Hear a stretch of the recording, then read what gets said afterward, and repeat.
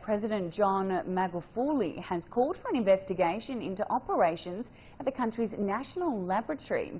It follows what he described as questionable results when several non-human samples from different fruits and animals tested positive for the coronavirus.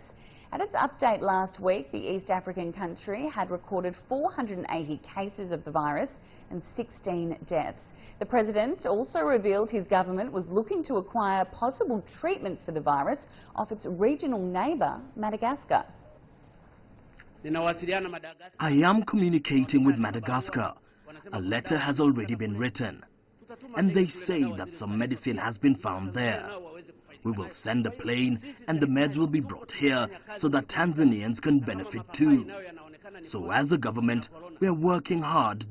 If Popos can test positive for the coronavirus, then the WHO has to work hard on this. And if goats have the coronavirus too, and if scientists don't know if the virus is only limited to humans or not, then they have not yet done enough on this matter.